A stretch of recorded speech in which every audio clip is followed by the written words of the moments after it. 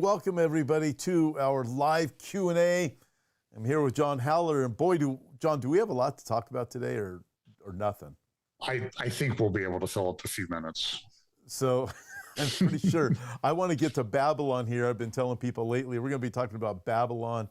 You know, so many people are saying America is Babylon. I want to go into, in fact, I got an email this morning from a friend back in Tennessee. He says, hey, I think you and Howler, I don't know if you guys are right about Babylon. I said, yeah, well, we'll see about that. And then, but the World Government Summit is going on too. So, John, you sent me this from their page, Welcome to 2071. Friends, just listen to this opening paragraph from them. This is the utopian world. This is the heaven that the globalists want to build. So here it is. The technologies you could previously only dream about are everywhere. 10 billion people living well into their 100s. Affordable solar and net drones have finally allowed the full population online. Everyone desiring connectivity has it. Everyone willing to learn can. Clean fuel is the norm, making urban centers breathable again. Enchanted machines anticipate human needs. Everything is smart. Everything is connected. An environment virtually alive with synthetic intelligence. John, I read that. I mean, there's much more to this, but I read it and I'm thinking, okay, this is their goal. They're creating their heaven on earth because, well, they're not going to heaven. They don't believe in God. So they're creating this, but I will read this and I see this is nothing but a serious trap with this spin on it to make the compliant people think, oh, this is going to be great. No, it's not going to be good. But it's just remarkable with the World Government Summit going on. What are your thoughts? Have you've been paying attention to much of what they've been doing? I've been reading a lot about AI. So maybe the first place to start is just with some of the infrastructure facts that are going on. I don't, when Bitcoin was getting big, and what Bitcoin does is it does these calculations on these servers. And with the growth of Bitcoin and other cryptocurrencies, there was a concern that they were on a track to within not too distant future where they would consume more electricity than everything else in the world combined. That was just for cryptocurrency. Now with AI, they're talking about these giant chips, servers, server farms. I mentioned to you when we were talking beforehand, these big server farms out here in New Albany, Ohio. Meta has these 6 buildings that are each as long as the Empire State Building is tall. They're almost a quarter of a mile long. They're like 5, 6 stories tall. And they're just racks of servers all connected together. 6 of them, and just to store data. And Meta has many of these server farms. Google has like 28 of these around the world, server farms. One out here, and I will tell you, as best as I can tell from looking at it, both from the air and driving by, it's about 1/3 to 1/2 of the building space is cooling towers to cool the servers that operate at pretty high temperatures. So Sam Altman, who's the CEO of OpenAI, has been running around the world. He was at the World Government Summit today, and he's on a mission to raise $7 trillion to build infrastructure for AI. Now, to put that in perspective, that's more than the U.S. government overspends each year. It includes the part we spend that we have and the part that we don't have added together. So it's an incredible thing. And I saw Jason Wang he's the founder and CEO of NVIDIA. He's always stayed with the company. And if you bought NVIDIA stock, if you put like $10,000 into NVIDIA when it first started, you would be probably a billionaire now. It went up. I actually have some in my retirement account. So that sort of covered over any bad decisions last year. But they have a chip that they've made. It's about the size, I don't have my iPad sitting here. It's about the size of an iPad notebook. And it has at least, their own website says it has at least 200 billion transistors on that Wow. one chip. Now, Wow. that's I know that, and so then they have another thing, and Jason Wang was also doing. I don't know if it was an NVIDIA thing. I saw Joe Allen did it on War Room the other day. He's a big tech guy looking at AI. And I think it was on yesterday. And they have this other chip that they're selling, and he says, "Look, we can't make this fast enough. We don't have the infrastructure to make this as fast as everybody wants it." But we're selling every one we get, and half of the Fortune 500 companies have bought these computers with these specialized chips in them to do AI. So I think it's going to revolutionize things, and particularly when we're coming up on the election season, I think we're going to see a lot of AI. And it was Karine Jean-Pierre with Obama's face speaking in Obama's voice about, no, there's Obama's not involved in this. What do you mean Obama's not behind any of the stuff that's going on? Never heard of this Obama. Who is this Obama guy? He's not running anything. And it wasn't great, but it was, for a quick put together effort, it was pretty good. So about 6 years ago, Sam Altman wrote a blog post on his blog called The Merge. And this is just what he said. So this is late 2017. A popular topic in Silicon Valley is talking about what year humans and machines will merge, or if not, what year humans will get surpassed by rapidly improving AI or a genetically enhanced species. Most guesses seems to be between 2025 and 2075. Now they're all talking about 2025, and the full thing, what they call the singularity. I think Ray Kurzweil, you remember the famous time cover from 10, 11, 12 years ago, 2045, the year man becomes immortal, with the thing coming out of the person's neck. Mm-hmm. They're saying that's going to be achieved by 2029 or 2029, and certainly fully implemented by 2030 at this rate. Wow. And so when we talk about mark of the beast technology and control and that type of thing, so Klaus Schwab spoke at the yesterday at the World Government Summit. These guys are all connected. By the way, I don't know. I know you say this, and I was talking to somebody else today. I can't keep up with this. It's just kidding. I mean, I still have 100 hours of Davos videos to go through, and I completely forgot about the World Government Summit. And I kind of remembered today, and I went on. They did it yesterday. There must be 80 videos on their YouTube channel already. I was able to watch one yesterday. It was Tucker Carlson and the Muslim guy. Yeah, I watched a little bit of that.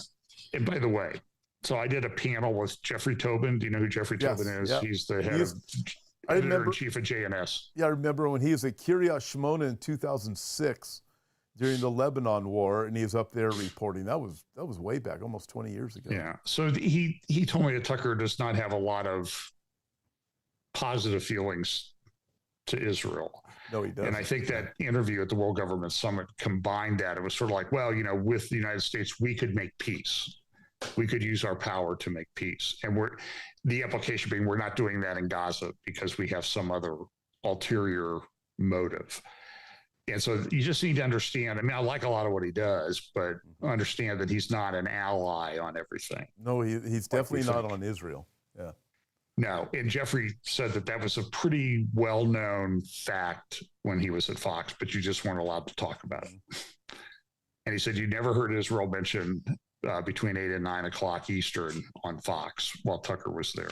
So Klaus Schwab was there. He goes, we're entering an intelligent age, and he went to ChatGPT and asked it to write him an essay. What will this new intelligent era look like? And he just says this is a new dawn of human civilization. The vision unfolds, the future with AI, Internet of Things, and it will be the foundation of daily life. And Jason Wang from NVIDIA, he was saying, this is an awakening of a new industrial revolution, the awakening of every single country. This is the beginning.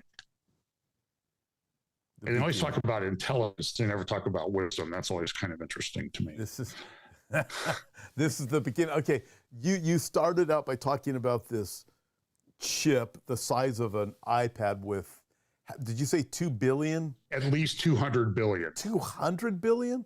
200 billion transistors. I mean, that's unbelievable. Okay, and you said it's going to revolutionize, what, AI?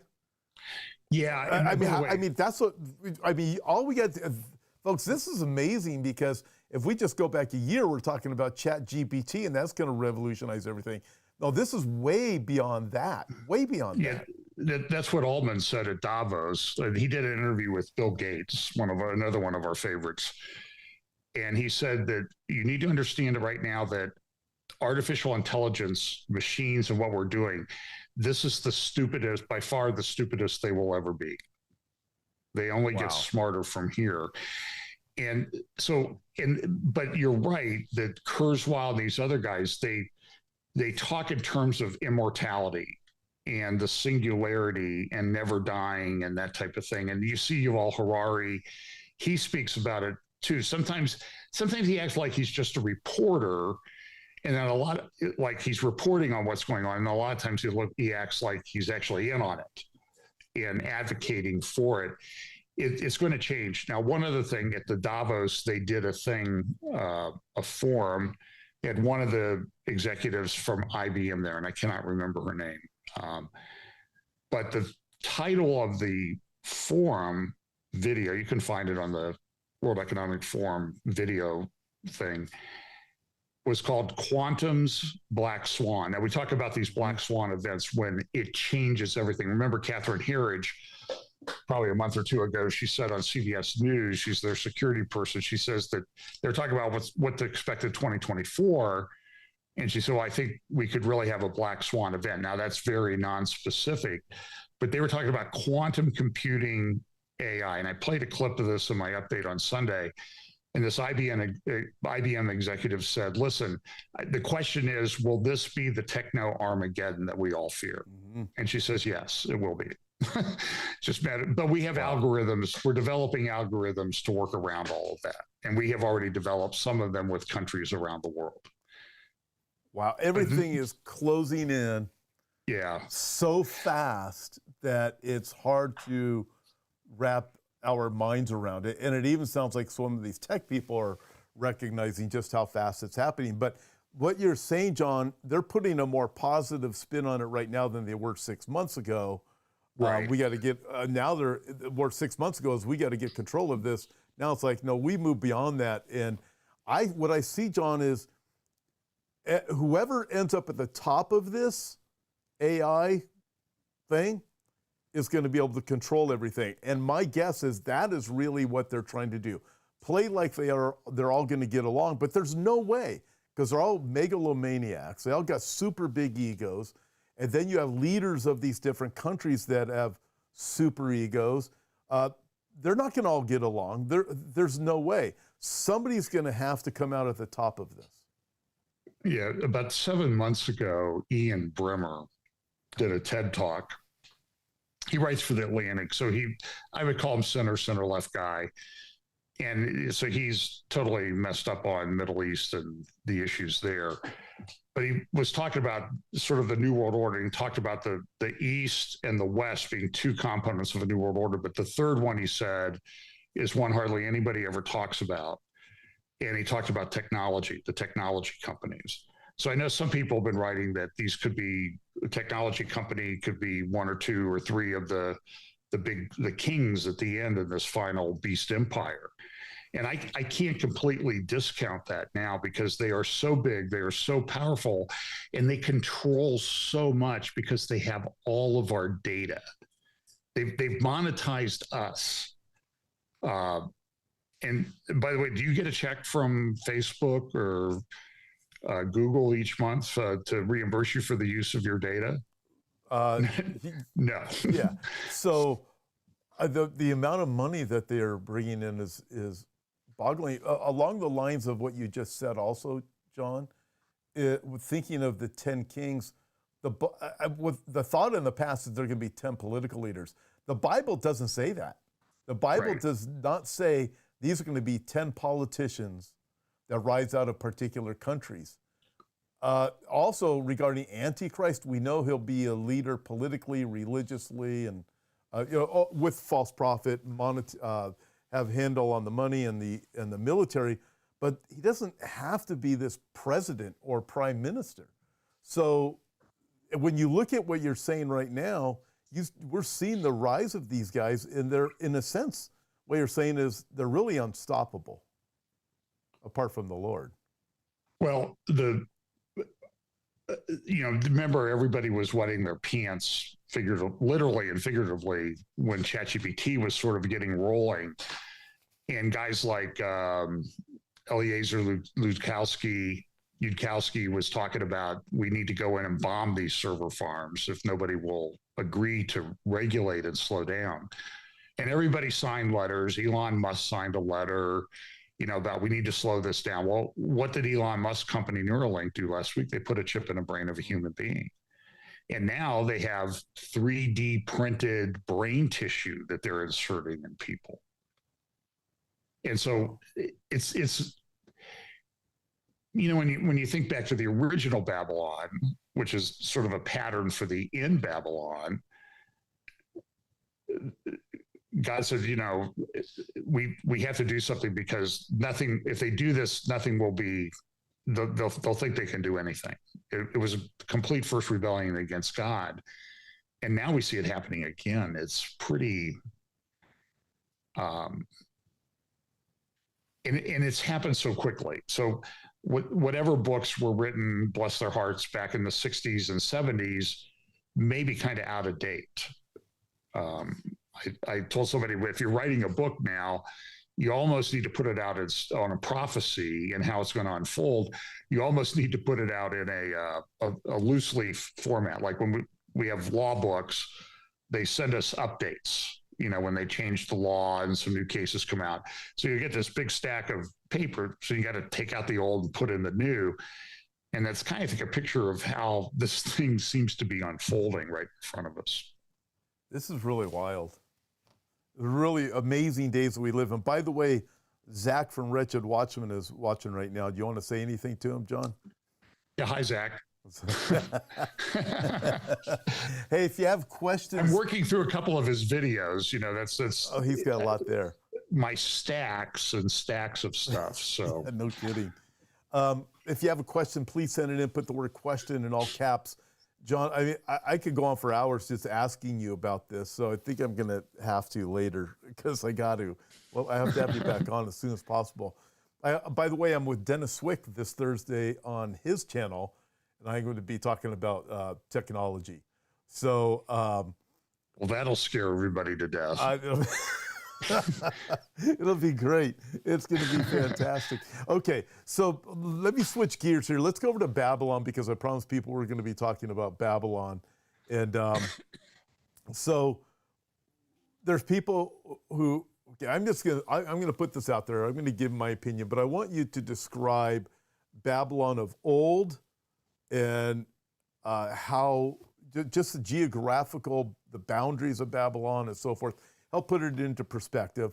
I'm someone that believes that Babylon is going to come back, as Jerusalem has. So will Babylon. Babylon has God has an issue with Babylon. He's going to destroy it. I don't believe that America is Babylon. I know that right now that's probably just lit up several people on the chat. But when I look at we'll get emails on that one. Yes, yeah. I got one this We morning. already do, by the way. We don't even talk about it. Yeah.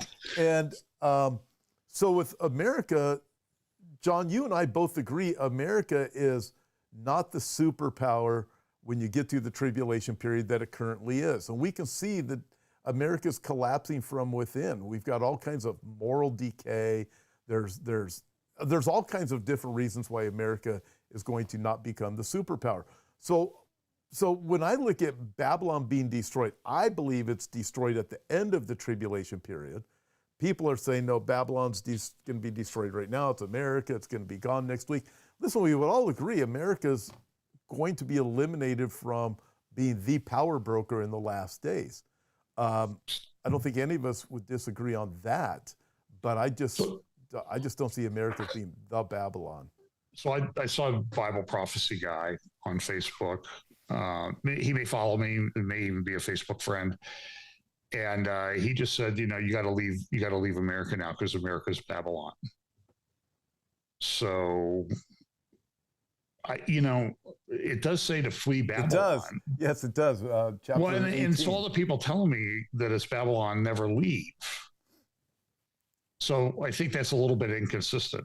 Get on the move. And listen, I've had discussions with people about where do we go? Where would you go in this world? I mean, really. I found a nice place in Mexico.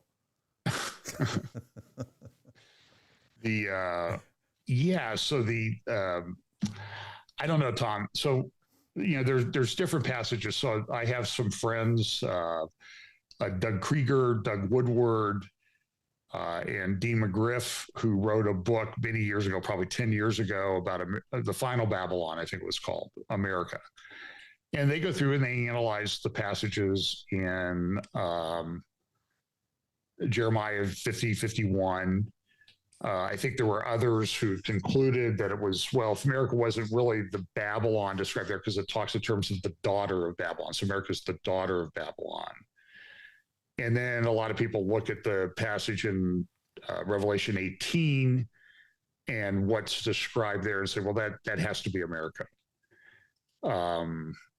And so then, there are others, I think, Andy Woods, Arnold Fruchtenbaum, and others are pretty adamant that Babylon means Babylon. It always means Babylon. And so Babylon, the final Babylon, will be rebuilt in Iraq. And my point on that, that's why it's sort of in my little grid that I look at things, I came up with the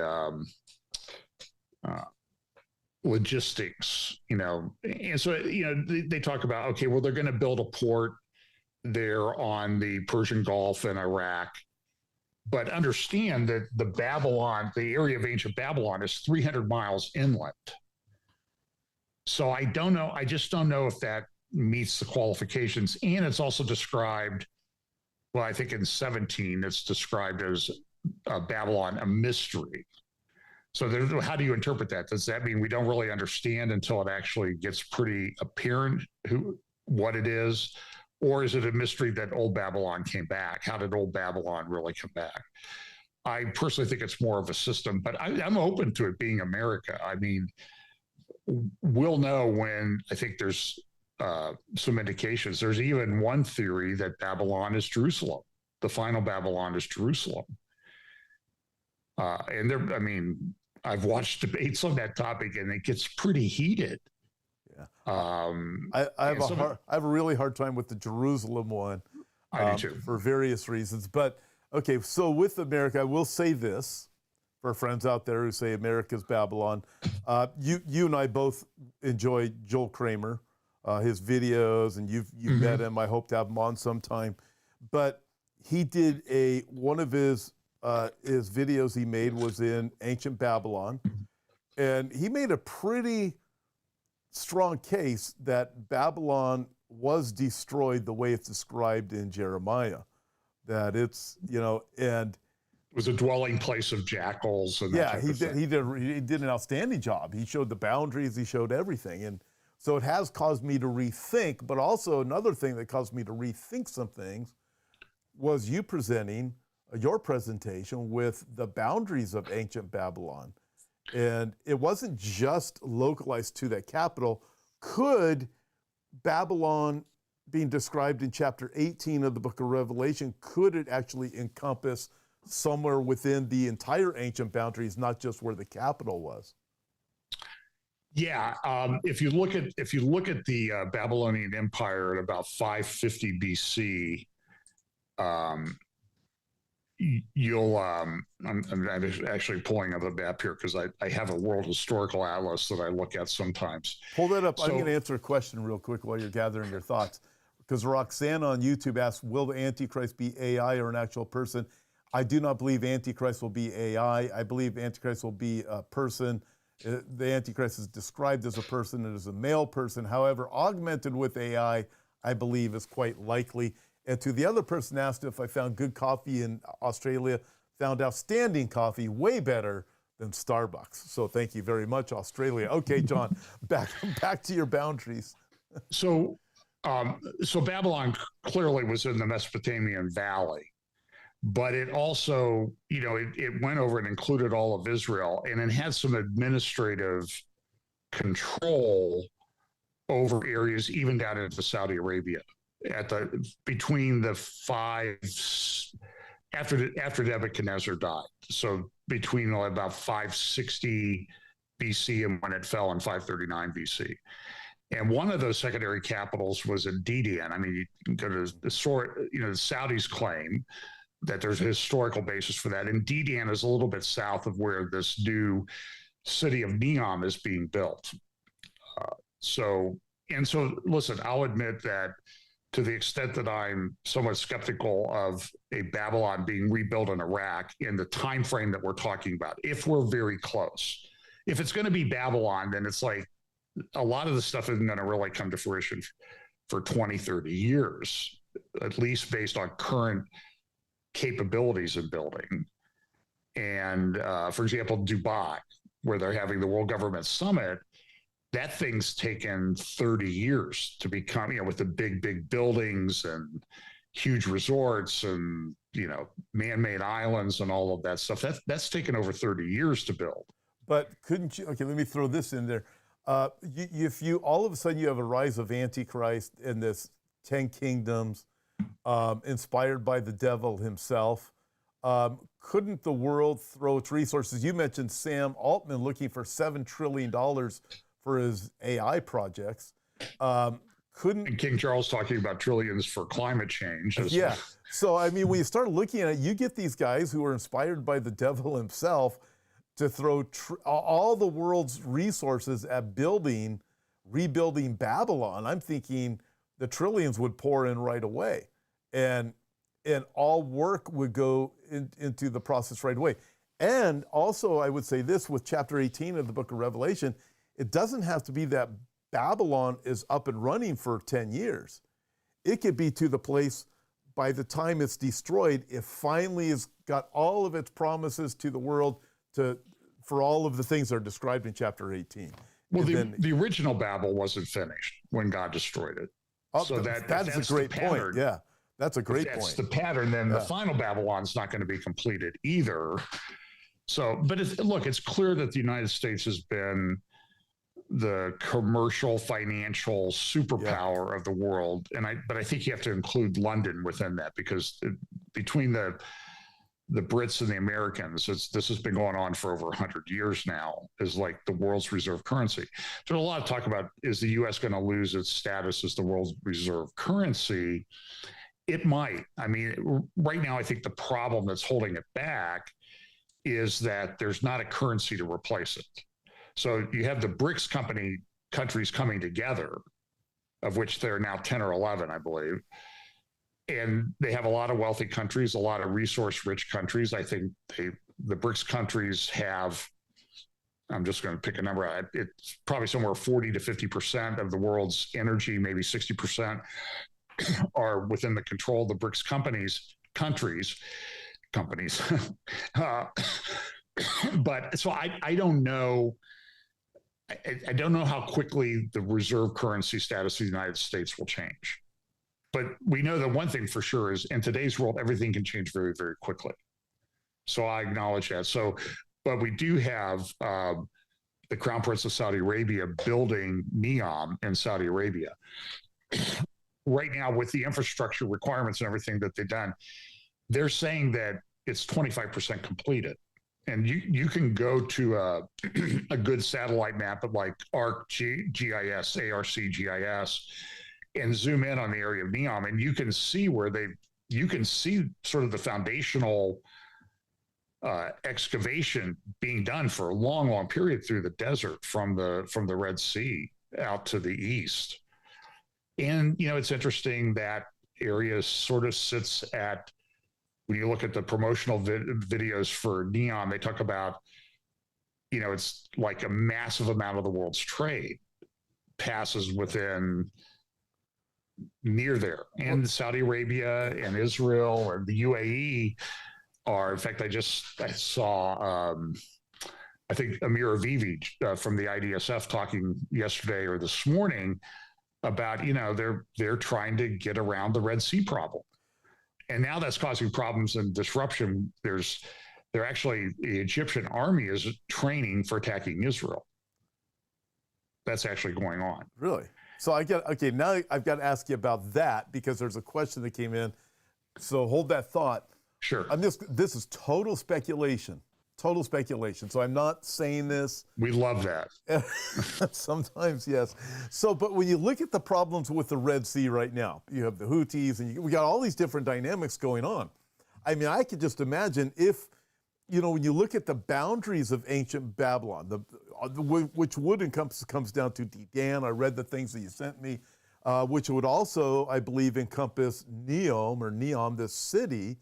The boundaries would, all right, which goes up to the Red Sea. And you look at the world's attention right now thinking we have two big problems, Jerusalem and the Jews, and this area of the Red Sea. Okay, so if Babylon described is... But that's right the way, right by where Neom is at the entrance to the Red Sea, that area of the Red Sea. Right, that's my point. So then you can see you have the seamen. I'm just saying, it's total speculation, but the world's saying we have two problems we got to fix. Israel and what is encompassed in the boundaries of ancient Babylon. I'm just saying that's total speculation. Well, but it is interesting. Go to Google Advanced Image Search and do a search on Mecca. Okay, now listen, I agree with Jay Smith, who's done great work on the origins of Islam, as well as Dr. Mordecai Kadar. The fact of the matter is, you're not going to, I don't know if you win arguments with Muslims on the origins of Islam being kind of murky and problems, but certainly when you go to look at Mecca, the third tallest building on the planet right now is a clock tower that overlooks the Grand Mosque, the Grand Mosque in Mecca. It's the largest shopping mall in the world. It's the largest hotel in the world. And the whole area is a sea of construction cranes. I just saw a recent picture from a few months ago. It's unbelievable. So go to Google Advanced Image Search and do something like above 20 megabytes in size, and you'll get this picture of Mecca. And they're building the mosque there, by the way, to accommodate. It's 100 years ago it was pretty small. There was some tents around, and there was some things. It's this huge complex now, and they're building so that the goal is that it will be able to accommodate 10 million worshipers at one time. That's big. So, but understand though that the king of Saudi Arabia, or soon to be king of Saudi Arabia, is sort of pushing that this is the center of Islam.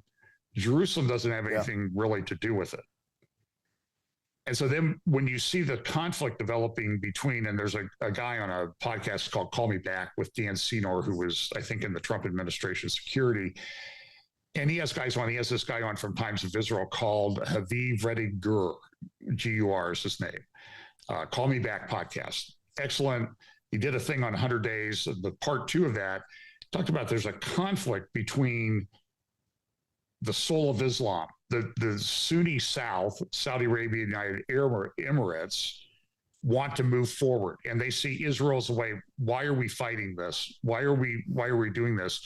The Shia and Sunni North, Turkey, Iran, Syria, Iraq, they're sort of like, we've got to get rid of Israel, because the existence of Israel is a problem for us, because look at how this happened.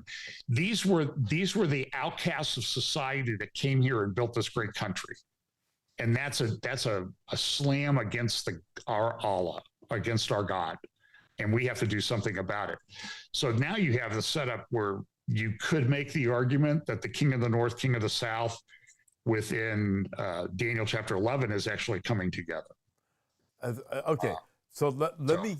Now we're really far afield. Well, you've said a lot, And this does play into, I want to ask you about Egypt preparing to attack Israel, but I'm going to throw this questions come in from YouTube, and it all applies to everything that you've been saying. This question comes from the Great Commission on YouTube. How can there be peace in the Middle East when Islam is trying to steal the promised land from Jacob/Israel? I mean, so you look at all these different dynamics that are going on, and ultimately we can see the peace coming. But I mean, you've said a lot in the last 5 minutes alone, an awful lot. So with that, I mean, the Egypt, peace in the Mideast, the question just came in from YouTube, and everything that you just said about the differences between the North and the South, the kings of the North, kings of the South. John, I mean, there's a lot there. Well, I mean, you have the conflict between Egypt and Ethiopia over that dam, the Great Ethiopian Renaissance Dam, GERD. And I often joke that, the GERD that Ethiopia is building is giving a case of GERD to Egypt as they're filling up the dam there along the Nile. And, there is that prophecy, I can't remember where it is it Isaiah or Ezekiel, about the Tower of Siloam, which could be the Aswan Dam. Mm-hmm. And, Egypt is so dependent on that. And it's, 90, 100 million people. They just built a new capital too, by the way, a new Cairo administrative capital, as poor as they are. So I don't know, Tom, there's a lot of different moving pieces here. And so I try to take not too dogmatic approach about it's this or it's that. I'm just sort of looking at sort of the constellation of things that are going on. Someone described me recently on a program as an aggregator of information. And I said, well, maybe I'm an aggretator of people. So agitator. Yeah. Well, you remember that Norm Crosby, he used to make up words all the time. It's pretty funny. So, there's a lot going on. So I think that I don't dismiss America. I don't dismiss a rebuilt Babylon. I don't dismiss, I have problems with the Jerusalem as Babylon. That's one I really have trouble wrapping my head around. But, they say, well, that's where the Antichrist will make his headquarters, so therefore it's the final Babylon. But then I think they conflate a little bit of what's discussed in Revelation 17 and 18, which is discussed earlier, where Jerusalem is described as Sodom and Gomorrah in that great city. Yeah. And it uses the term great city elsewhere, later in Revelation, but I don't know that they're both the same. That's and I know that we should use scripture to interpret scripture, but it doesn't mean that what's described here is the same as what's described here, even though you use the same terms. Yeah, you gotta be careful. Yeah, there's mistakes that are made in doing that. So let me ask you again about Egypt, because this is just so interesting to me. Well, I mean, by the way, this is what Amir Avivi said on the IDSF update this morning, that Egypt was actually very upset. They didn't like Israel going into Rafah. They rescued the hostages. Was kind of interesting facts have developed on that over the past couple of days with the Argentine presidents. And I don't know what to make of it. Okay, he prayed at the Western Wall. Did you see that? Yes. The Argentine president. I did. In fact, I just read an article about it, and plus you had told me about it too. And I find it really interesting. He prayed for the construction of the third temple, and he prayed for the hostages, particularly the Argentine hostages, which were being held, and they were the ones that got released. Yeah, I find that so fascinating. Well, it's what, I forget who I saw. Somebody said that they quoted Einstein. I interviewed Danny Seaman yesterday from the IDSF on my YouTube channel. And he said, he was talking about the rescue of the hostages. And he said, Einstein said, and he said, I looked it up and I know this is a quote of Einstein, that coincidence is God's way of staying anonymous. Okay. I find it fascinating just when you look at the president of Argentina. I mean, he's different from like everybody else. He is a character. And and then going and praying at the hotel, and then praying for the hostages to be released, specifically from Argentina. And they're the two that are rescued out of Rafah, I believe, is where they were being held. By the way, in the world pressure against Israel for going into Rafah was very significant. And Israel said, you know, we're going to do this. We're going to go rescue our hostages. And they did it. And I say kudos to them for not listening to all the pressures from the Western world. I had talked about it on Sunday, and I got a number of comments about you Zionists just hate Palestinian people and Arabs. Yeah, and they never talk about what they did on October 7th. Nobody ever brings that. That's like ancient history. When we were in Australia, this gentleman came up to us. No, it was New Zealand, because there's this very significant Jewish believing remnant in New Zealand, which I found very interesting. It was great meeting them. By the way, the grandson of Lord Balfour lives there. We just had a great, we got to meet him and had a great time. So with that, somebody that came to the conference, apparently they left. They said that the whole thing that happened on October 7 was fake. And you know, we're watching this everywhere. The lies are unbelievable, but Satan is the father of lies, so we get that. I got to answer one more question real quick because people are saying we're not answering any questions. So let me do this so I could do it pretty quick. It was one that was up just a minute ago. I can't remember who asked it. But basically, if there's a strong delusion that's sent upon the people so that they would believe the lie because they would not believe in the love of the truth, they would not receive the love of the truth, how can anyone be saved? Well, you have those who reject Christ, so they have the strong delusion because they would not receive the truth of Christ, and you have those that are saved during the tribulation period. It's just like it is now. There it is. It's from Matt 24 via YouTube. So basically, it's like it is now. There's those who receive Christ, and there's those who reject Christ. It's just during that time, 2 Thessalonians, there's a strong delusion. I'd ask you to add. I think people that are rejecting Christ are really putting themselves at risk as we watch things unfold. Okay. Yeah. In fact, John, I would even say this. When you look at Pharaoh in the Old Testament, what he does is each time Moses comes to him with Aaron, his heart grows harder and harder because he keeps rejecting the warnings from God. And that is what I believe is being set up right now. People, each time you say no, your heart does get harder. And unless God breaks through, man, you really are setting yourself up for that strong delusion, and that's my take on it. I think that's right. I just think that is it's sort of like a Romans 1 thing in Apparition 2 that eventually God gives them over to a reprobate mind. So we don't have the mind of God that we can say, okay, now this is the point of no return. So our obligation is to share the gospel with people until the Lord returns. Yeah. Second Chronicles chapter 36, very interesting passage. It's at the time when Jerusalem is under the siege of Nebuchadnezzar.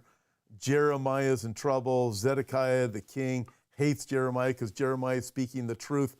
And there in 2 Chronicles 36, it says, they mocked the messengers of God, they scoffed at his prophets, and they went to a place where they were judged and there was no remedy.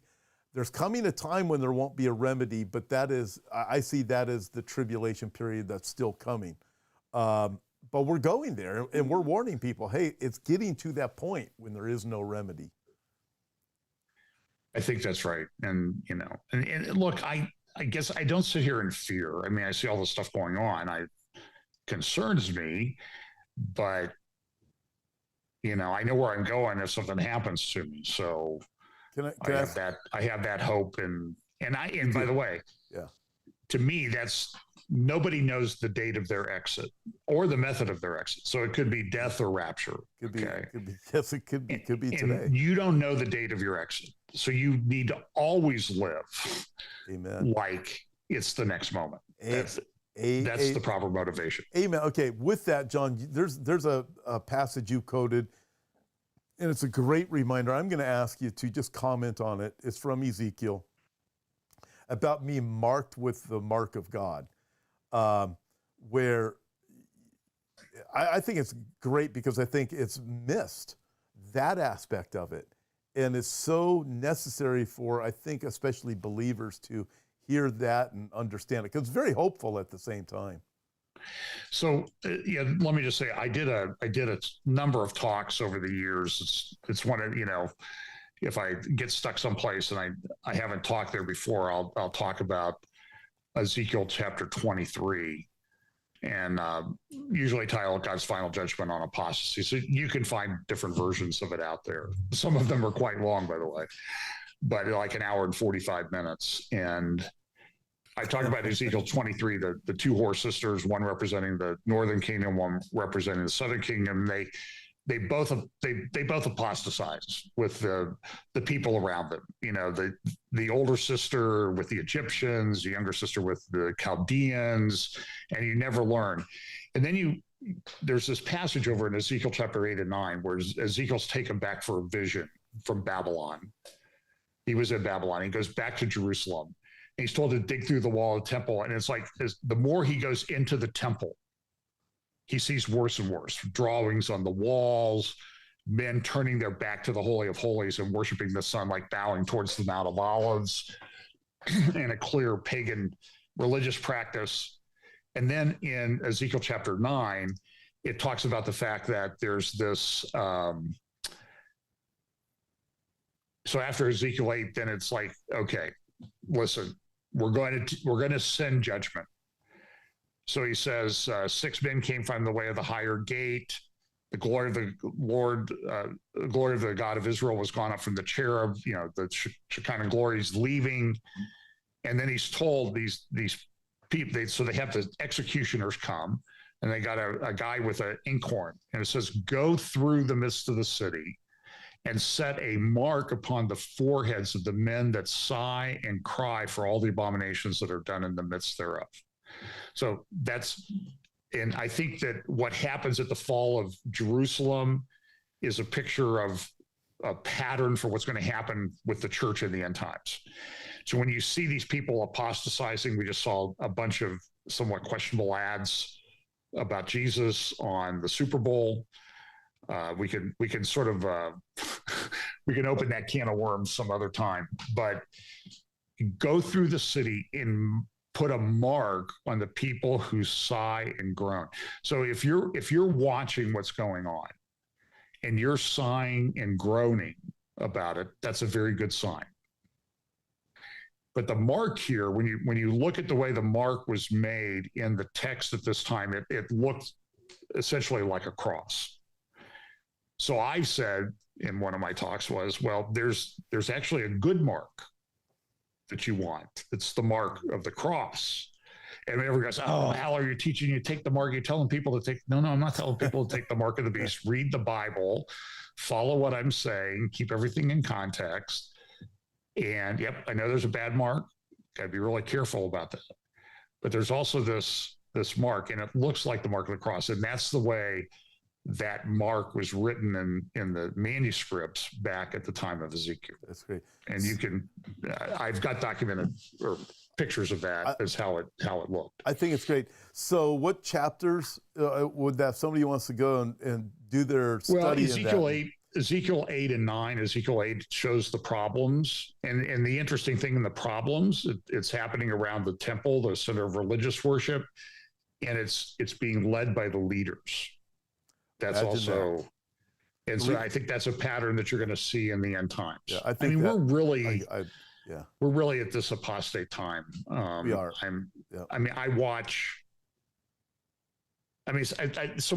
They had a pastor where he was coming through the fog machine with a jersey on, running up on the stage, and then they had a kickoff, and they kicked what looked like a Bible out into the crowd. Somebody, held it like a football. I'm just thinking, how does this happen? Yeah, I think the way you describe, I think we're definitely at the beginning of that. We're into it. And it's only going to get much worse. We know that from looking at the Bible, but being sealed with the seal of God. So the people who are thinking, Hal, are you telling people to take the mark of the beast? That's crazy. In the book of Revelation, you have different seals. There's the seal of Antichrist with the mark of the beast, and you have the seal of God on the forehead of those who are believers.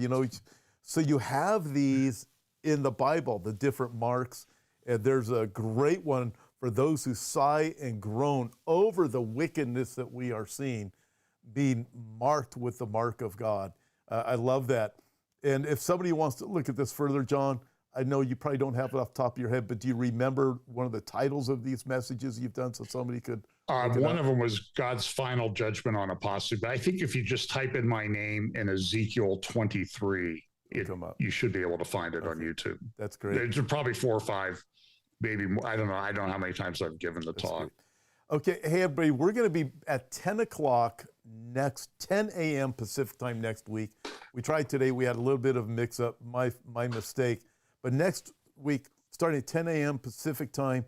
And John, I want to get further into the World Government Summit, because by then you'll be able to watch 100 hours of videos. I'll try to catch up with you, and it'll be a great time. Plus, I have more questions that are coming in. We'll get to them. We'll save those for next week because we keep getting more questions. But we'll promise we want to answer them completely next week as well. Yeah, because if we start right now, we would never finish. So it's such an interesting time though. Everybody has questions, and I get that. And as I said, maybe I'm not the right guy because I'm not going to give you. Again, I sort of look in terms of probabilities of metrics. So like when we talk about the seals, okay, so how do we measure that that's actually happening? I mean, is there some way to set up to make some kind of determination?